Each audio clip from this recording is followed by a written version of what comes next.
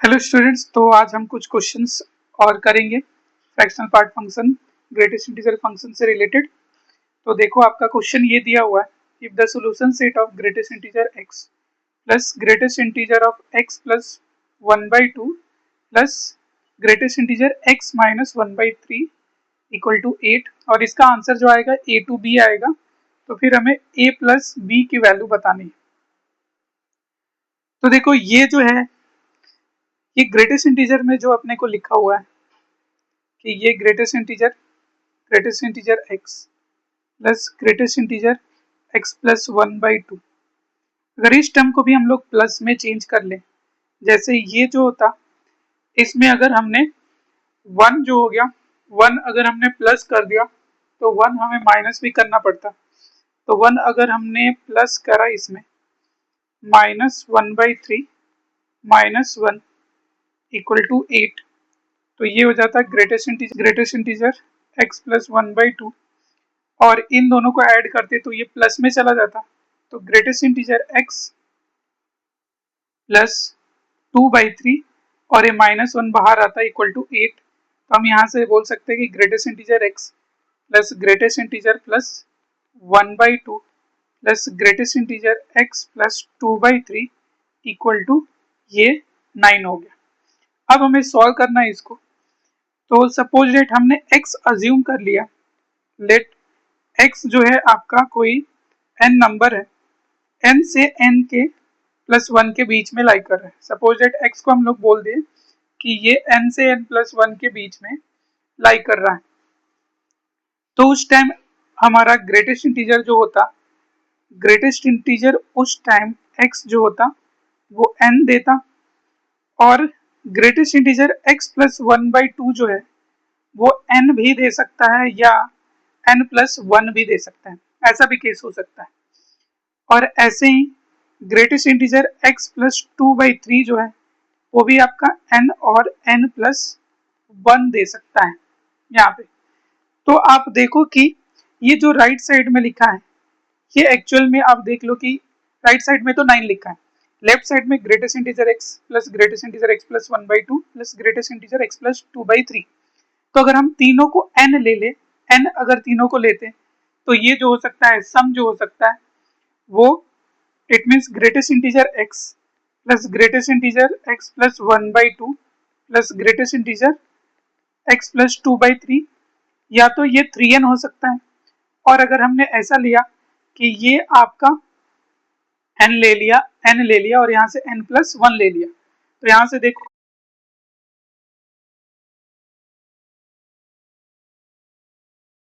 तो यहाँ से 3n प्लस 2 हो सकता है। तो ये तीन ही पॉसिबिलिटी है, तीनों का सम जो होगा 3n हो सकता है, 3n प्लस 1 हो सकता है, 3n प्लस 2 हो सकता है। इट मीन्स 3 का मल्टीपल और 3 का मल्टीपल प्लस 1 और 3 का मल्टीपल प्लस 2। और अगर हम राइट साइड में देखें तो ये 3 का मल्टीपल है। इट मीन्स इन तीनों का सम जो होगा वो 3 का मल्टीपल 3n के ही इक्वल होगा, तब ये पॉसिबल होगा। तो यहाँ से n की वैल्यू जो हमें मिल जाएगी वो n की वैल्यू आपको 3 हो जाएगी। तो आपका n का वैल्यू 3 मिल गया। तो आप यहाँ से देखो, ये जो ग्रेटेस्ट इंटीजर जो होता आपका, अगर 3 हो गया तो x जो होता है इसके लिए 3 to 4 के बीच में लाई करता। और वैसे ही ये भी n लिया है आपने, तो यहाँ भी x प्लस 1/2 एक्चुअल में आपका 3 से 4 के बीच में लाई करता। एंड यहाँ भी आपका जो x प्लस 2/3 है वो भी 3 से लेके, तो यहाँ से तो मिलता है, इन तीनों का इंटरसेक्शन लेना है एक्चुअल में, 3 से 4, और ये 1/2 इधर चल गया तो 3 माइनस 1/2 x, और ये 4 माइनस 1/2, यहाँ से हमें मिल जाता 5/2 से लेकर 7/2। और फिर यहाँ पे 3 2/3 2/3, तो 9 माइनस 2 7/3 हो गया, और यहाँ पे हो गया 12 माइनस 2 मतलब 10/3। तो हमें इन तीनों में इंटरसेक्शन लेना है, इन तीनों का इंटरसेक्शन लेते नंबर लाइन पे अगर ड्रॉ करते, तो सबसे छोटा वाला जो है ये 2.5 समथिंग है और ये 3.5 है, ये आपका 2.3 हो जाएगा और ये 3.5 1 हो जाएगा। तो सबसे छोटा आप रखते हैं यहाँ पे 7/3, फिर आपका 5/2, फिर इसके बाद से आप रखते 3, फिर 10/3, फिर 7/2, फिर 4 हो गया। तो ये फर्स्ट वन तो 3 to 4 के बीच में गया है। उसके बाद जो है आपका 5/2 से लेके 7/2, 5/2 से लेके 7/2, और थर्ड वन जो है वो आपका 7/3 से लेके ये आपको 10/3 तक गए। तो तीनों का अगर हम लोग इंटरसेक्शन देखें तो ये पार्ट है, तो आंसर जो होता आपको 3 to 10/3 होता। और क्वेश्चन में हमें बोला था ए टू बी जा रहा है, ए पे क्लोज है, बी पे ओपन, तो ए प्लस बी निकालना है। तो ए का वैल्यू आपका 3 है एंड बी का वैल्यू जो है वो 10/3 है। तो हमें ए प्लस बी निकालना है, तो 3 + 10/3 ये आपका 19/3 आंसर हो जाएगा। तो ए हो जाता। तो इसमें आंसर ए हो गया। तो एक और क्वेश्चन लेते हैं हम लोग। एक क्वेश्चन है आपके दिया हुआ है,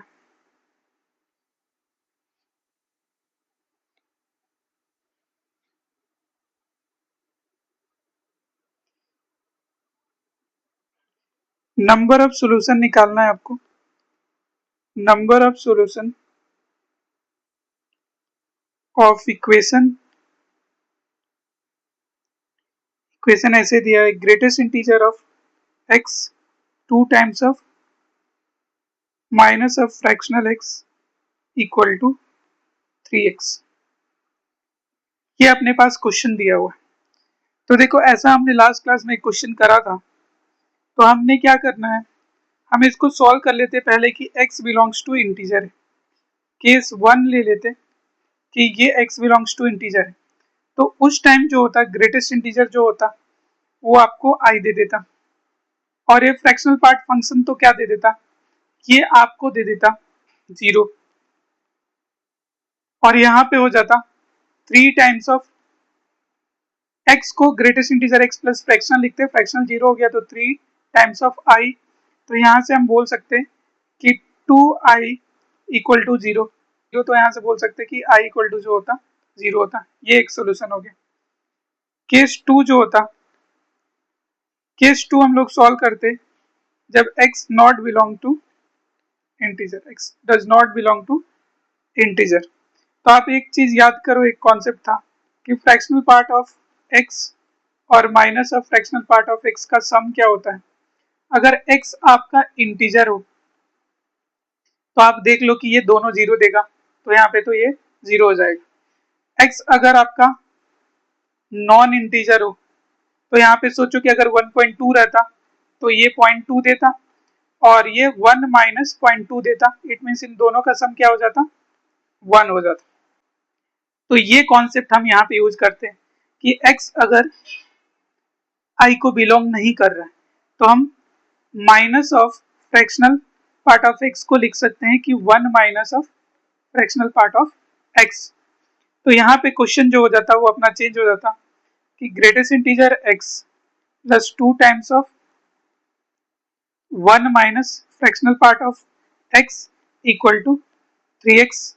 अब हम क्वेश्चन को सॉल्व कर लेते हैं। ग्रेटेस्ट इंटीजर x को हम लोग i प्लस एफ लिख देते हैं, तो ग्रेटेस्ट इंटीजर i हो गया, और ये 2 times of 1 minus F, 3 times of i plus F हो गया। तो आपको एफ जो है एक साइड करके लाना है। तो यहाँ से देखो i प्लस ये 2 माइनस 2f और 3i प्लस 3f हो गया। तो यहाँ से 2i को हम 2f को उस साइड भेज देते हैं,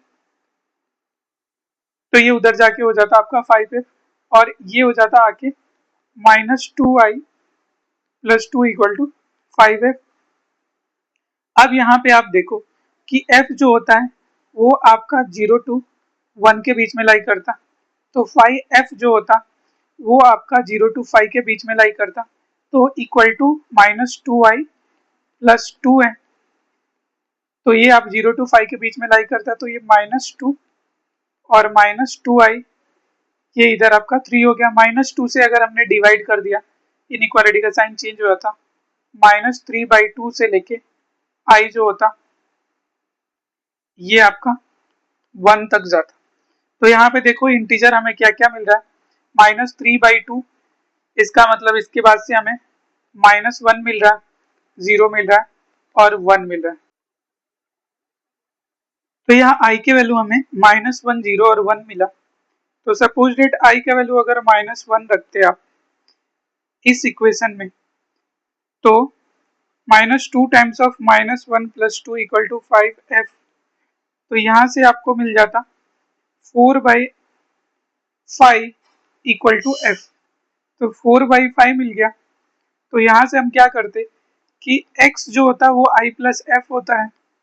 तो x को आपने रख दिया -1 और प्लस यहाँ पे जो होता आपको मिलता 4/5।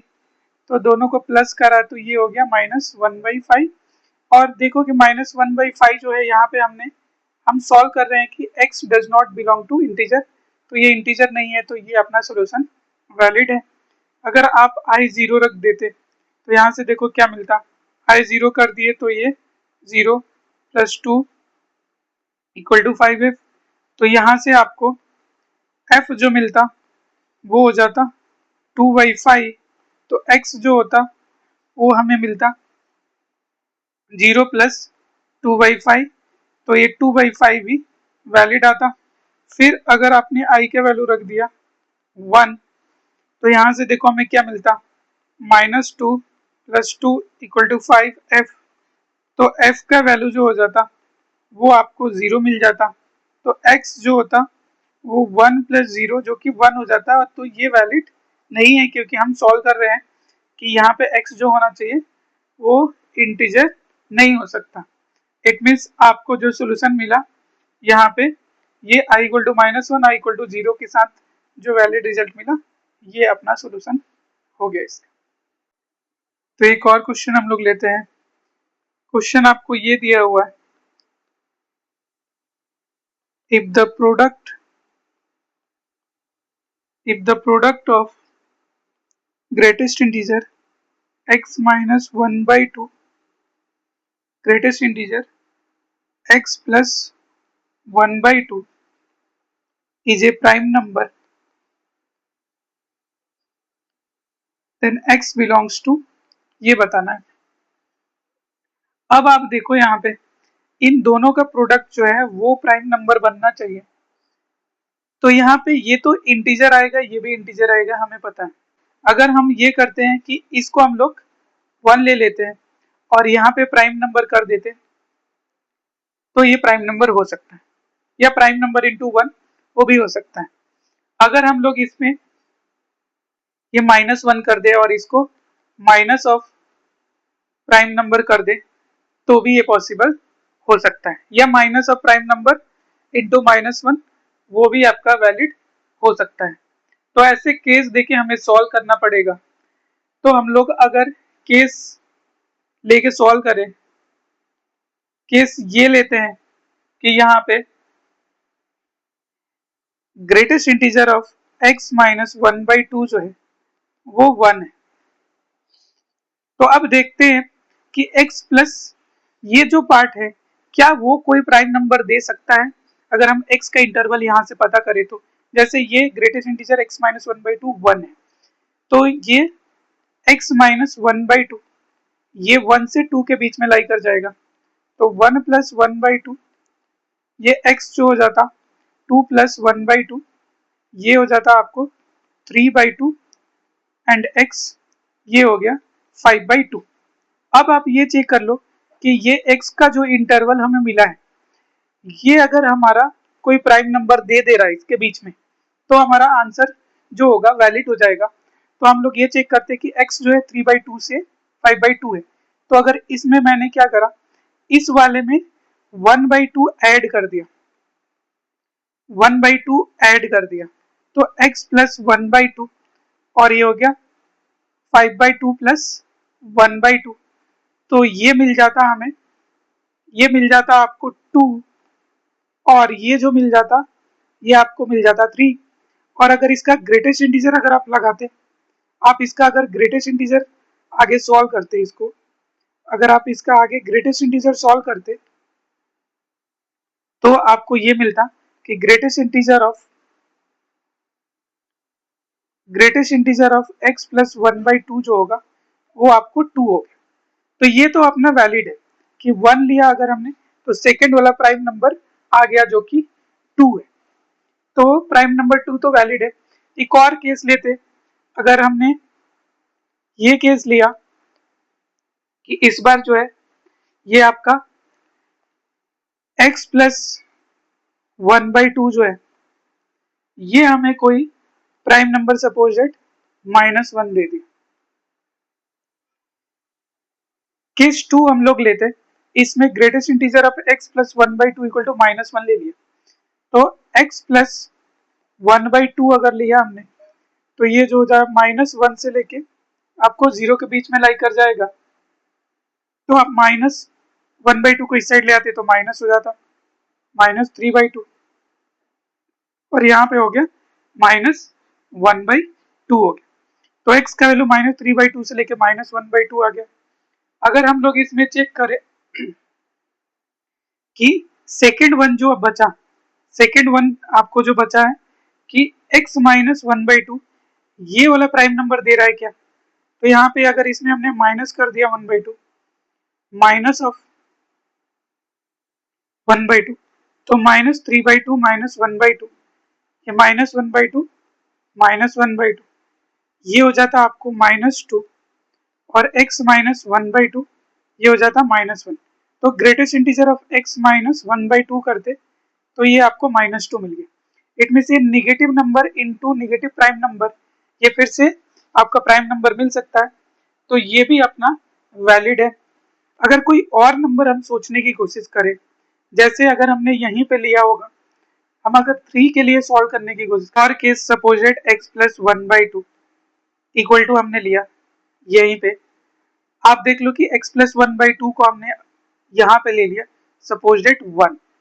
ये केस एक और लेते हैं, अगर हम सॉल्व करने की कोशिश करें तो यहाँ पे जो होता x प्लस 1/2 जो होता वो 1 से आपका 2 के बीच में लाई करता, तो ये 1 माइनस 1/2 x जो होता 2 माइनस 1/2 ये आपको 1/2 हो जाता और ये आपको 3/2 होता। दूसरा जो बचा x माइनस 1/2 बचा, अगर इसमें हमने माइनस कर दिया 1/2 -1/2 तो 1/2 माइनस 1/2 3/2 माइनस 1/2 ये 0 हो जाता, x माइनस 1/2 और ये जो हो गया आपका ये आपको 1 हो गया।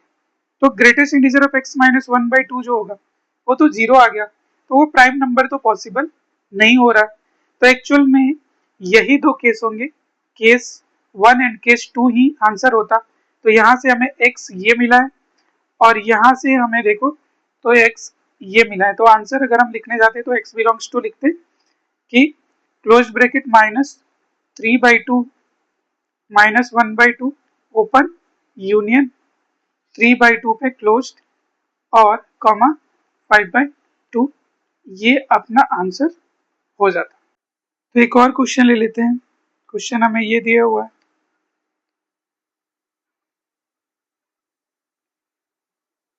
सॉल्व द इनइक्वालिटी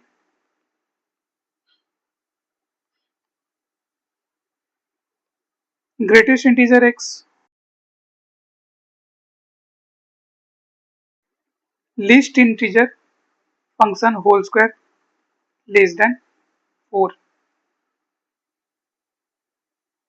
तो आप ग्रेटेस्ट इंटीजर तो ये समझ लो कि ग्रेटेस्ट इंटीजर अगर हमने ये लिया है ग्रेटेस्ट इंटीजर ऑफ 3.28 लिया तो यहाँ पे 3 है और 4 है, तो 3.2 का 4 का इमीडिएट लेफ्ट जो इंटीजर रहता है वो वैल्यू इसको बाहर कर देता है। इसी का उल्टा आप सच लो कि लिस्ट इंटीजर फंक्शन जो होता वो अगर आप 3.28 लेते तो उसका इमीडिएट राइट जो वैल्यू रहता है वो उसको बाहर कर देता है। इट मीन्स ये हमें 4 मिल जाता।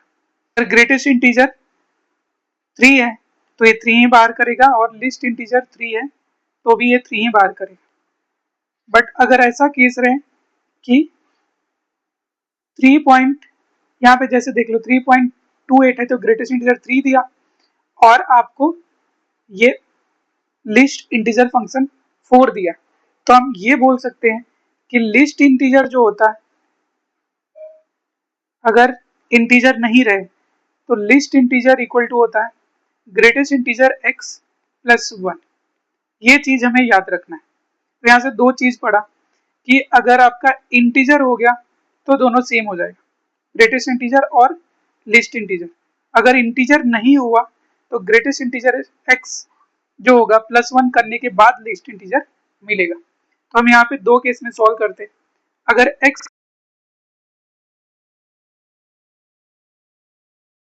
ये आपको ये i दे देता, आई स्क्वायर, और प्लस ये भी आई स्क्वायर लेस देन 4, तो 2i स्क्वायर लेस देन 4, तो आई स्क्वायर लेस देन 2 हो गया, तो i minus root 2, i plus root 2 less than 0। तो i जो होता वो माइनस रूट 2 से रूट 2 के बीच में लाई करता। तो यहाँ से इंटीजर हमें सिर्फ -1, 0 एंड 1, ये 3 वैल्यूज हमें मिल जाती। अगर हमने ये केस लिया कि ये इंटीजर को बिलोंग नहीं कर रहा है, तो हम यहाँ पे ये देखिए कि least integer function equal to जो है ग्रेटेस्ट इंटीजर x प्लस 1 लिख सकते हैं। तो greatest integer x whole square plus greatest integer x plus 1 whole square less than 4। तो हम ग्रेटेस्ट इंटीजर को i लिख लेते, तो आई स्क्वायर प्लस ये i प्लस 1 का whole square, i square plus 1 plus 2i minus 4 less than 0। तो यहाँ से 2i square plus 2i minus 3 less than 0। तो अगर यहाँ से हम लोग इसका रूट देखें तो क्या होता, -2 plus minus b square minus 4ac, 4 minus of 4 into 2 into minus 3 divide by 2a, 2 into 2, -2 plus minus 4 और माइनस माइनस प्लस हो गया, 4 इंटू 3 12, 12 इंटू 2 24 डिवाइड बाई 4। तो अगर 2 हमने कॉमन ले लिया तो ये -1 प्लस माइनस से 28 में से 4, इट मीन 7 और डिवाइड बाई 2। तो यहाँ से हम बोल सकते हैं कि i जो होता वो आपको -1 माइनस रूट 7 बाई 2 से लेके -1 रूट 7 बाई 2 के बीच में लाई करता। तो यहाँ से आप देख लो कि i का वैल्यू क्या क्या मिलता हमें यहाँ से कि इंटीजर रूट 7 का अगर हम लोग स्क्वायर रूट करें तो ये आपको कुछ 2.6 आएगा, -1 माइनस 2.6 बाई 2, और ये -1 प्लस 2.6 बाई 2। तो यहाँ से -3.6 तो -1.8, और यहाँ से हो जाता 1.6 तो 0.8। तो इंटीजर जो मिल सकता है इसमें हमें, यहाँ पे इंटीजर मतलब कि ग्रेटेस्ट इंटीजर x जो मिल रहा है हमें यहाँ पे, ग्रेटेस्ट इंटीजर x -1 और 0.8 के बीच में, तो हमें -1 और 0 मिल रहा है। तो यहाँ से ग्रेटेस्ट इंटीजर x अगर -1 है तो x जो होता वो -1 से लेके 0 तक जाता, फिर अगर 0 है तो 0 से लेके आपको 1 तक जाता, 1 पे ओपन रहता। बट ये केस में देखो, फर्स्ट केस में ये इंटीजर हमने लिया है तो यहाँ पे तो फ्रैक्शनल पार्ट एक्चुअल में 0 है, तो यहाँ से तो x हमें सिर्फ -1, 0 एंड 1 मिल रहा है, एग्जैक्ट वैल्यू यही मिल रहा है। बट यहाँ से इंटरवल मिल रहा है। अगर हम दोनों केस को कंबाइन कर दें तो आप देखो कंबाइन कर दे तो क्या मिलता, यहाँ से -1 में मिल गया है, 0 में मिल गया, बस 1 पे क्लोज लगा देते तो आंसर जो हो जाता -1 से डायरेक्टली हम लोग लिख देते कि ये 1 पे जा रहा है, ये इसका आंसर हो जाता। तो एक और क्वेश्चन हम लोग सॉल्व करते हैं। क्वेश्चन हमें ये दिया हुआ है, ये भी इनइक्वालिटी से रिलेटेड है। Solve fractional part function x plus 1 minus x square plus 2x greater than 0। तो ये क्वेश्चन हमें सॉल्व करना है। तो यहाँ से देख लो कि एक चीज हमें प्रॉपर्टी पता है, fractional part function plus x plus n जो होता है इंटीजर है, तो ये इंटीजर को खा जाता है, ये फ्रैक्शनल एक्स बाहर कर देता है। अगर फ्रैक्शनल पार्ट फंक्शन को हम लोग डिफाइन करें तो fractional part function x equal to हो जाता है x minus of greatest integer x. तो ये हो जाता है आपका एक्स अगर 0 टू 1 के बीच में लाई करता तो ये आपको हो जाता ग्रेटेस्ट इंटीजर जो हो जाता वो 0 दे देता, इट मीन्स ये x होता। x अगर 1 से 2 के बीच में लाई करता तो x माइनस 1 होता, x अगर 2 से 3 होता तो x माइनस 2 होता, ऐसे ही x अगर 3 से 4 होता तो यहाँ पे x माइनस 3 होता, और x अगर माइनस 1 से 0 के बीच में होता तो उस समय ग्रेटेस्ट इंटीजर जो होता वो माइनस 1 देता तो x प्लस 1 आता, ऐसे ही x बिलोंग्स टू माइनस 2 से माइनस 1 जाता तो यहाँ पे x प्लस 2 आता। ये ऐसे डिफाइन होता। अगर हम यहाँ पे देखें ये इनइक्वालिटी तो 1 तो गायब हो जाएगा, fractional part function of x, और इस एक्सप्रेशन को हम लोग राइट में भेज देते तो एक्स स्क्वायर माइनस 2x हो गया। अब हम क्या करते हैं, इसको ग्राफ से सॉल्व करने की कोशिश करते हैं। ये जो हो गया y equal to fractional part x का ग्राफ ड्रॉ करते and y equal to x square minus 2x का ग्राफ ड्रॉ करते, और उसमें फ्रैक्शनल पार्ट फंक्शन का ग्राफ जो ऊपर रहेगा एक्स स्क्वायर माइनस 2x से ग्राफ से, तो वो अपना सोल्यूशन सेट आंसर हो जाएगा। तो अगर हम लोग ग्राफ ड्रॉ करें तो हमें ये पता है कि एक्स स्क्वायर माइनस 2x में इसका ग्राफ देखो कि यहाँ पे हमें रूट दिख रहा है कि एक 0 होगा एक 2 होगा। अगर y का वैल्यू 0 करते तो यहाँ पे ये इसका ग्राफ पैराबोला अपवर्ड होता, तो ये कुछ ऐसा ग्राफ हो गया। ये आपका 0 है, इधर बीच में कहीं 1 है, ये 2 है, और उसके बाद से ये 3 ऐसे करके गया, फिर इधर माइनस 1 माइनस 2 ले लेते। अब हम फ्रैक्शनल पार्ट फंक्शन का ग्राफ ड्रॉ करते हैं। इसका ग्राफ ड्रॉ करने के लिए हमें डिफाइन करना पड़ेगा।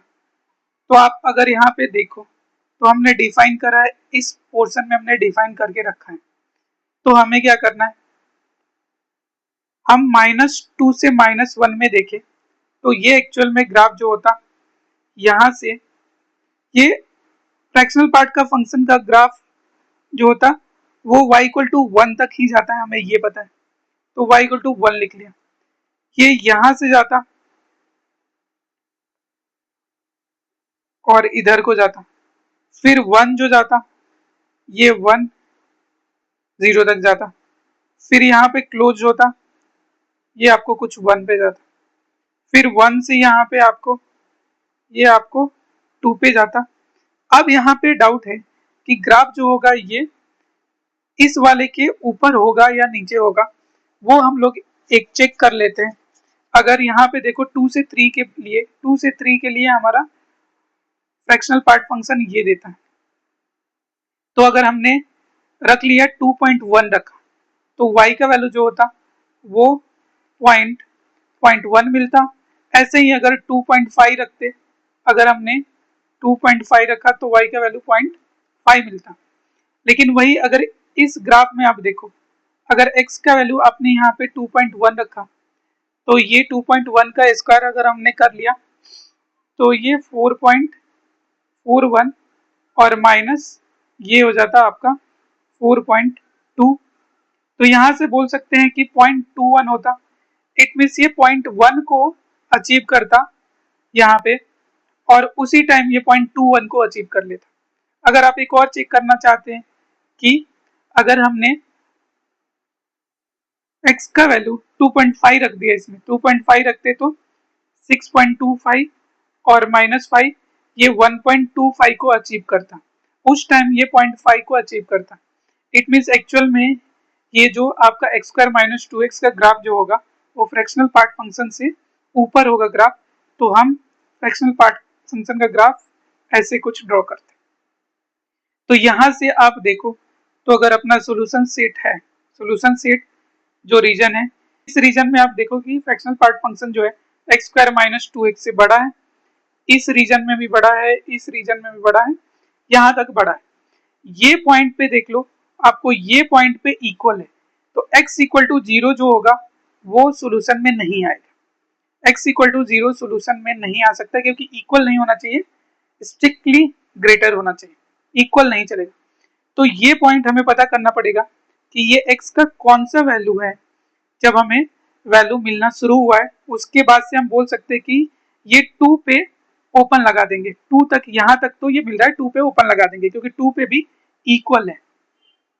तो हम लोग ये सॉल्व कर लेते हैं। ये सॉल्व करने के लिए देखो, ये आपको रेड वन और ये ब्लू वन को सॉल्व करना है। रेड वन का हमें y इक्वल टू जो होता, ये हमें x minus x plus one का ग्राफ है, तो x plus one equal to उसी time x square minus 2x कर देते और देख लेते कि वो वैल्यू हमें क्या मिल रहा है। तो एक्स स्क्वायर माइनस 2x और minus x minus one equal to 0, तो यहाँ से मिलता है x square minus 3x minus one equal to 0। तो x का वैल्यू जो हमें मिल पाता, ये मिलता 3 plus minus b square minus 4ac, 9 और प्लस 4 डिवाइड बाई 2। तो यहाँ से हम बोल सकते कि हमें जो वैल्यू मिला, हमें वैल्यू मिला 3 प्लस माइनस रूट 13 बाई 2। तो यहाँ से हमें दो वैल्यू मिले।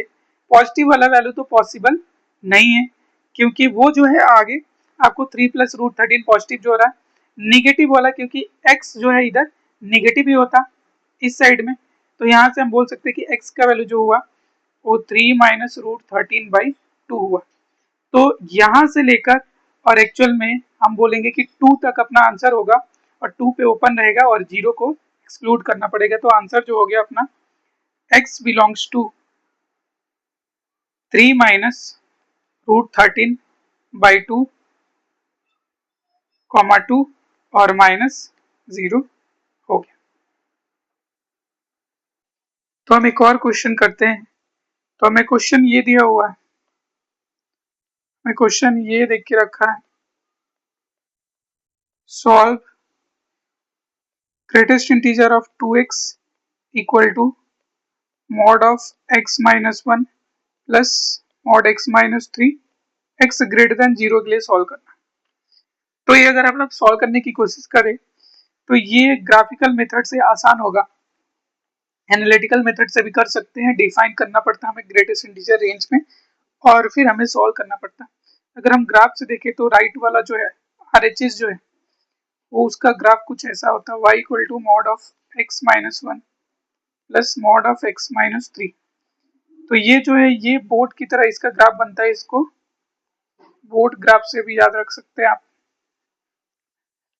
इसका जो क्रिटिकल पॉइंट है मॉड के अंदर जो वैल्यू 0 से इक्वेट करते हैं तो आपको क्रिटिकल पॉइंट मिलता है, इसका क्रिटिकल पॉइंट 1 है, इसका क्रिटिकल पॉइंट जो है, तो आप क्रिटिकल पॉइंट पे वैल्यू निकाल लो, एक बार x इक्वल टू 1 पे, एक बार x इक्वल टू 3 पे। तो x इक्वल टू 1 पे y का वैल्यू जो होता ये आपका 0 और 1 माइनस 3 2, ये 2 हो जाता।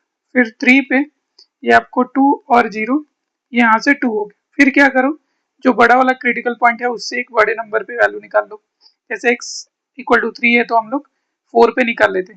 4 पे जो होता ये y इक्वल टू आपको यहाँ पे 3 आता और यहाँ पे 1 आता तो ये 4 हो जाता। ऐसे ही छोटा वाला क्रिटिकल पॉइंट जो है उस पे वैल्यू निकाल लो। x का वैल्यू जो है आप अगर यहाँ पे 0 रख देते तो y का वैल्यू मिलता 1 प्लस ये आपका 3, यहाँ भी 4 हो गया। तो इसका ग्राफ तो हम लोग ड्रॉ कर सकते हैं। वैसे ही ये y equal to greatest integer of 2x, इसको अगर हम लोग डिफाइन करें ग्राफ ड्रॉ करने के लिए, आप यहां से देखो x belongs to 0 to half जाने में ही एक्चुअल में वैल्यू ये 0 देगा। फिर x बिलोंग्स टू 1/2 से लेके 1 पे इसका वैल्यू जो होता वो 1 मिलता। फिर आपको ये 1 से 3/2 पे इसका वैल्यू जो मिलता वो 2 मिलता, x बिलोंग्स टू, फिर 3/2 से लेके 2 पे इसका वैल्यू 3 मिलता। तो अगर ऐसे हम इसका ग्राफ दोनों का ड्रॉ करें और उसमें देखें कि पॉइंट ऑफ इंटरसेक्शन कितना मिल रहा है तो उससे अपना आंसर आ जाएगा। अगर हम इसका ग्राफ ड्रॉ करें दोनों का और पॉइंट ऑफ इंटरसेक्शन चेक कर ले, जैसे ये अपना y एक्सिस हो गया और ये आपका x एक्सिस हो गया, तो यहाँ पे हम लोग अगर ग्राफ इसका देखें तो इसको थोड़ा और ऊपर तक ड्रॉ कर लेते हैं। तो आप देखो y इक्वल टू 2x का ग्रेटेस्ट इंटीजर लेके हमें ग्राफ ड्रॉ करना है। तो इसका ग्राफ हम ड्रॉ करेंगे। तो आप देखो 0 से लेके 1/2 में इसका वैल्यू 0 है, फिर 1/2 से लेके 1 में इसका वैल्यू जो है वो आपको 1 मिल रहा है, फिर 1 से लेके 3/2 में इसका वैल्यू जो है वो आपको 2 मिल रहा है, फिर 3/2 से लेके 2 में इसका वैल्यू जो है आपको 3 मिल रहा है, फिर 2 से लेके 5/2 में इसका वैल्यू जो है वो आपको 4 मिल रहा है, 5/2 से लेके आपको 3 में इसका वैल्यू जो है वो हमें 5 मिल रहा है। तो ऐसे इसका ग्राफ हो जाता है। फिर आप देखो कि ये हमें ये वाली ग्राफ ड्रॉ करनी है। इसका ग्राफ हमें पता है कि बोर्ड की तरह आएगा। इसका देखो आपको क्रिटिकल पॉइंट देख लोगे क्या था, 1 पे इसका वैल्यू जो था x इक्वल टू 1 पे आप देखो इसका वैल्यू क्या था, 1 पे इसका वैल्यू जो था आपको 2 था यहाँ पे, और फिर x इक्वल टू 3 पे इसका वैल्यू आपको 2 था। तो ये ग्राफ जो हो गया, ये ग्राफ हमने ज्वाइन कर लिया तो ऐसा हो गया। फिर उसके बाद से 3 से आगे 4 पे इसका देख लो कि वैल्यू जो हो रहा है वो आपको 4 हो जा रहा है। इट मीन्स ये कुछ हाइट पे चला जाता तो इसका ग्राफ कुछ ऐसे जाता, ऐसे चला जाता, और इधर भी हाइट 4 पे ही आता तो इसका ग्राफ कुछ ऐसे चला जाता। तो ये कुछ बोर्ड की तरह बन गया ग्राफ। तो आप इसमें देखो कि इसका सॉल्यूशन जो एग्जिस्ट कर रहा है वो सिर्फ इस रीजन में है, इस रीजन में। तो आंसर जो आएगा अपना x बिलोंग्स टू 1 पे क्लोज आएगा और 3/2 पे ओपन आएगा। ये आंसर हो जाएगा। तो एक और क्वेश्चन लेते हैं हम लोग। क्वेश्चन दिया हुआ है, solve 2 times of modulus x minus 1 equal to greatest integer x bracket greatest integer x minus 1 bracket 2 times of greatest integer x minus 1 divide by 6 plus greatest integer x whole square fractional part function of x। ये हो गया x greater than 0। इसको भी हम लोग graph से समझने की कोशिश करते हैं। तो फर्स्ट ऑफ ऑल एलएचएस में जो आपको दिया हुआ है इसका graph y equal to 2 times of mod x minus 1। तो इसके लिए तो आपको बेसिक ग्राफ ये आनी चाहिए। सपोज दैट एग्जाम्पल के लिए आप देखो, अगर y equal to mod of x minus 1 दिया तो इसका ग्राफ आपको क्या करना है, 1 पे इसका टर्न दे देना, ये ग्राफ कुछ v बनता है। तो वैसे ही ये ग्राफ जो है अपने पास एक ग्राफ 2 टाइम्स ऑफ है, तो बस ये ऐसे आपको यहाँ पे ये ग्राफ जो रहता यहाँ पे ये कुछ ऐसे हो जाता। तो हम इसका ग्राफ ड्रॉ करते हैं। तो अगर हमने ग्राफ ड्रॉ किया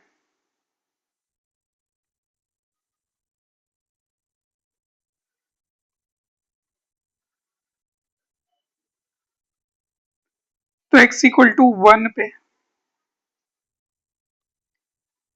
पे हमने टर्न दे देना है, तो ये कुछ ऐसा हो जाएगा। वैसे हमें x ग्रेटर देन 0 के लिए सॉल्व करना है, तो लेफ्ट में तो हमें देखना नहीं है, सोचना नहीं है ज्यादा। फिर आरएचएस में जो है, आरएचएस में भी आप देख लो कि फ्रैक्शनल है। तो फ्रैक्शनल पार्ट फंक्शन के लिए अगर डिफाइन करते तो ये x minus greatest integer x, तो अगर x 0 टू 1 है तो यहाँ आप लिख लेते x, हमने फ्रैक्शनल को ऊपर डिफाइन करा भी है। अगर आप देखो तो यहाँ देखो आप, तो ये चीज फिर से लिख लेते हैं कि x माइनस 1 x माइनस 2 ऐसे होते जाता है। तो ये डायरेक्टली लिख देते हैं, टाइम वेस्ट नहीं करते। x 0 टू 1 में x हो जाएगा, x फिर आपका 1 से 2 में जो हो जाएगा x माइनस 1, फिर x माइनस 2 x माइनस 3 ऐसे होते जाएगा। ये आपका 2 से 3 जाता, फिर यहाँ पे 3 से 4 जाता, फिर x माइनस 4 होता, x बिलोंग्स टू 4 टू 5 जाता। तो इतना हमें बस थोड़ा ध्यान में रखना है। बाकी आरएचएस में देखो, आरएचएस में भी हम वैल्यू निकालते। RHS में आप देखो तो उसका भी y equal to graph draw करने वाले, तो अगर हम लोग इस बार ले ले x बिलोंग्स टू 0 to 1, तो उस टाइम तो ग्रेटेस्ट इंटीजर जो है ये 0 दे देता, तो 0 इंटू दिस 0 हो जाता, और यहाँ भी 0 होता है, इट मीन्स ये आपको 0 वैल्यू मिल जाएगा। तो 0 to 1 में तो 0 है। फिर x बिलोंग्स टू 1 से 2 में देखते हैं अगर हम, तो 1 से 2 में ये जो रहता हमें क्या वैल्यू मिलता है, ये 1, और फिर इंटू 0 हो जाता, तो ये कुछ भी वैल्यू आता 0, और प्लस यहाँ पे मिला हमें 1 का स्क्वायर हो जाता, और फ्रैक्शनल जो होता वो x माइनस 1, इट मीन्स यहाँ से आपको x माइनस 1 की ग्राफ ड्रॉ करनी है। फिर x बिलोंग्स टू, अगर हम 2 से 3 में जाते तो यहाँ पे क्या मिलता, यहाँ पे ग्रेटेस्ट इंटीजर दो देखो आप, ये आपको 2 मिलता, into 2 minus 1 into two minus 1 divide by 6, और प्लस 2 का स्क्वायर, और ये फ्रैक्शनल जो हो गया 2 से 3 में, आप देख लो कि हमें क्या मिला है यहाँ पे, तो वो x माइनस 3 है, x माइनस 2 है। अब ये देख लो कि ये वैल्यू 2 से 3 टाइम में चला गया, और ये भी 3 होता है तो कैंसिल, और यहाँ पे 1, it means 1 plus 4 times of x minus 2, 4x minus 8 plus 1, 4x minus 7 आ गया। अब इतना ग्राफ ड्रॉ करके देखते हैं। अगर इसका ग्राफ हम देखें तो ये जो हो जाता 0 to 1 में 0 है, फिर 1 से लेके 2 में जो है, 1 से 2 में हम इसका देख लेते क्या है, 1 से 2 में ये x माइनस 1 का ग्राफ ड्रॉ करना, तो x का वैल्यू अगर 1 रखा हमने तो y का वैल्यू जो होता वो आपको 0 मिलता, और x का वैल्यू 2 रखा तो हमें y का वैल्यू जो मिलता वो आपको 1 मिलता। तो और यहीं पे आप देख लो कि ये जो ये ग्राफ है, इसमें हमें यहाँ पे इसके लिए इसका y का वैल्यू जो है क्या है, अगर इसमें हमने x का वैल्यू 2 रखा तो इसका y का वैल्यू जो होता 2 टाइम्स ऑफ 2 माइनस 1, ये 2 हो जाता, इट मीन्स ये हाइट तो, ये आपको हाइट तो 2 है, ये y इक्वल टू 2 है, लेकिन यहाँ पे हमें इस ग्राफ में x इक्वल टू 1 ही, x का वैल्यू 2 रखने पे y का वैल्यू 1 मिला है, इट मीन्स ये इसका मिड में ही कहीं होगा। तो ये जो ग्राफ हो गया y equal to x minus 1 का ग्राफ, ये स्ट्रेट लाइन हो गया। फिर 2 से 3 में देखते हैं, 2 से 3 में आप देख लो कि 2 से 3 में हमें 4x माइनस 7 का ग्राफ ड्रॉ करना है, तो अगर x का वैल्यू 2 रखते तो y का वैल्यू जो होता ये 1 मिलता, मतलब y का वैल्यू 1 तो यहीं पे मिलेगा यहाँ पे, और फिर x का वैल्यू अगर 3 रखते तो ये मिल जाता 5।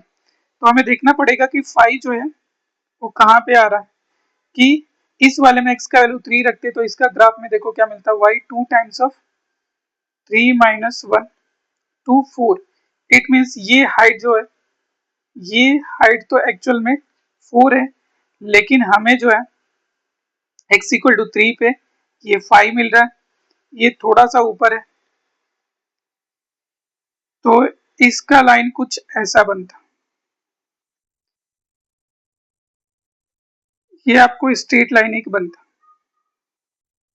फिर आप 3 से आगे भी सॉल्व कर सकते हो, अगर 3 से आगे हम सॉल्व करें, वैसे तो इसका स्लोप जो हो गया, ये रेड वाले का स्लोप 4 हो गया है, और इसका स्लोप अभी 2 है, तो आगे अगर और सॉल्व करोगे, जैसे यहाँ पे अगर आप x बिलोंग्स टू 3 to 4 जाते, उस समय y के वैल्यू देखो क्या मिलता, y का वैल्यू इसमें देखो यहाँ से